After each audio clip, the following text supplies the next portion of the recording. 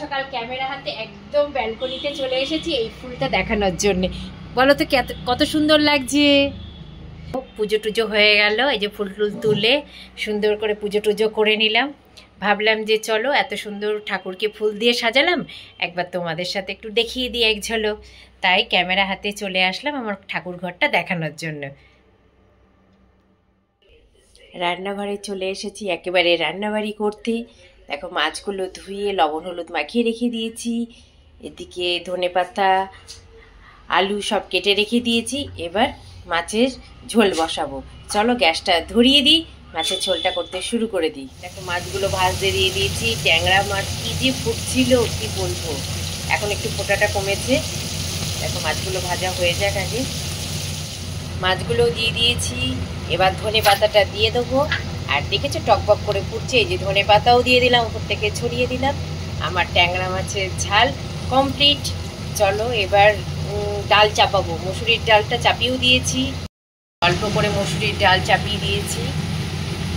সেদ্ধ মোটামুটি হয়ে এসেছে, আর একটু হলেই হয়ে যাবে। রান্নাবাড়ি কমপ্লিট, তাই ভাবলাম একবার শেয়ার করে দিই কী কী রান্না করেছি আজকে সকাল সকাল। আগে মুসুরির ডাল করেছি, পাতলা করে মুসুরির ডাল সেদ্ধ রেখে দিয়েছি, এটা পেঁয়াজ কলি ভাজা, ট্যাংরা মাছের ঝাল, একটা ডিম সেদ্ধ আর একারি ভাত।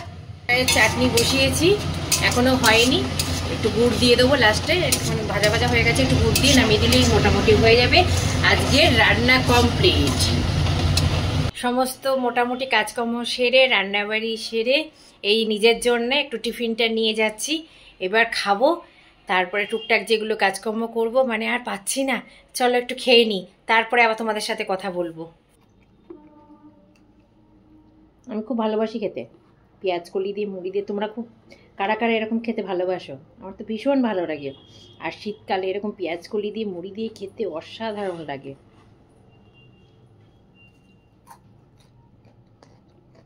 দারুণ হয়েছে, পেঁয়াজ কলিটা খুব টেস্টি ছিল। স্নান টান হয়ে গেছে, পুজো হয়ে গেছে আজকে।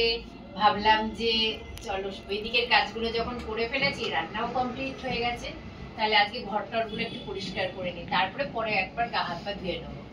আর প্রচুর না ঝুল হয়েছে, তারপরে বাবা তোমরা জানো এই ঝুল নোংরা একদম আমি ভালোবাসি না, তাই ঘর টরগুলো অনেকদিন ধরে হয়েছে, ভাবছি করবো করবো, আর মানে হয়ে উঠছে না। এই আজকে মেয়ের এক্সাম, এই পড়া নিয়ে যেতে হবে, আজকে কিছু নেই, বাইরে যাওয়ার নেই, তাই ভাবলাম যে তাহলে আজকে ঘরগুলো একটুখানি ঝুল হয়েছে প্রচুর, ঝুলগুলো একটু ঝেড়ে দিই।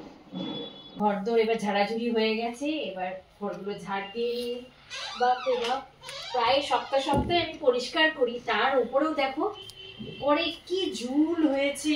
আর তার মধ্যে দেখো ঘরগুলো সকালবেলা থেকে একবার ঝাড় দেওয়া হয়ে গেছে, তারপরও কত ধুলো বেরোলো। সব কাজ সেরে এবার চলে এসেছি রান্নাঘরে। রান্নাঘরে গ্যাসটার যে অবস্থা, আজকে ট্যাংরা মাছ রান্না করেছিলাম, কি যে ফুটেছে যে কি বলবো। দেখো একেবারে পুরো এখানে হলুদ হয়ে গেছে, তাই রান্নাঘরে গ্যাসটা ভালো করে মুছে নিই, নিট অ্যান্ড ক্লিন করে নিই রান্নাঘরটা, দিয়ে তারপরে হাত পা ধুয়ে একটু ফ্রেশ হব। দেখো মোটামুটি হয়ে গেছে আমার রান্নার ঘরে গ্যাসটা মোছা। আর গ্যাসটা না মোছা থাকলে ভালো লাগে না বলো, তো তেল গ্যাসটা থাকে। দেখো জলগুলো না একদম সামনে নিয়ে চলে এসেছে, বাপরে বাপ, দেখিস পড়িস না আবার। বাবারে খাওয়ার আগে দেখো আর এক কাণ্ড না ঘটে যায়।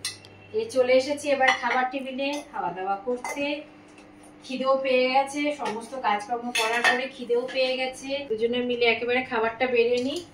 একটু গরমও করতে দিয়েছি, দেখি মাইক্রোওভেনে গরম হচ্ছে, একটু মাছের ঝোলটা একটু গরমে বসিয়েছি।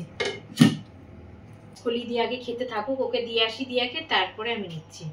দিয়া তাড়াতাড়ি চলে আয়, আমি রেডি করে দিয়েছি। মাইক্রোওভেনের মধ্যে গরম হয়ে গেল, বন্ধ করে দিই মাইক্রোওভেনটা। তুই খেতে চলে আয় তাড়াতাড়ি, খাবারটা বেড়ে দিলাম কিন্তু। চলো এবার আমি দিয়াকে খাবারটা দিয়ে আসি। একেবারে চলে এসেছি, চাটা খেয়ে একেবারে রান্নাঘরে চলে এসেছি রুটি করতে। এই আটাটা মাখলাম, মেখে এবার রুটি করব। আর দুধটা গরম করতে হবে, দুধটা গরম করা হয়নি, দুধটা গরম করব। আর তরকারিগুলো গরম করলাম, রুটি খাওয়ার জন্য তরকারি গরম করলাম। কি তরকারি করলাম সেগুলো একটু দেখিয়ে দিই তোমাদের গরম করেছি কি কি। এটা হচ্ছে আলু ফুলকপির রসা, আর তার সাথে রয়েছে এটা হচ্ছে চাল কুমড়ো, না না না ভুল বললাম, চাল কুমড়ো, এটা লাউয়ের তরকারি। চলো এটা দিয়ে আজকে আমরা রুটিটা খাবো, রাতে রুটিটা।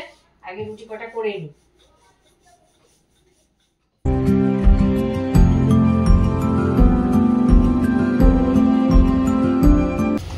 ঘরে একটু দুধ ছিল, তাই ভাবলাম যে সবাই একটু খেতে ইচ্ছে হয়েছে যে একটু সিমুইয়ের পায়েস, তাই এই যে সিমুইটাকে আগে আমি ঘি দিয়ে করিনি, একটু তেল দিয়ে একটু ভেজে নিলাম, কারণ ঘি খেতে আমাদের বাড়িতে কেউ ভালোবাসে না, তাই একটু তেল দিয়ে একটু ভেজে নিলাম। সিমুইটা ভাজা হয়ে গেছে, এই দুধটা গরম ছিল, এর মধ্যে এবার দিয়ে দিলাম দুধটা।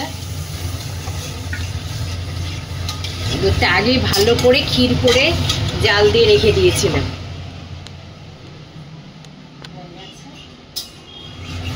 এর মধ্যে কাজু বাদাম কিশমিশ সব দিয়ে দেবো,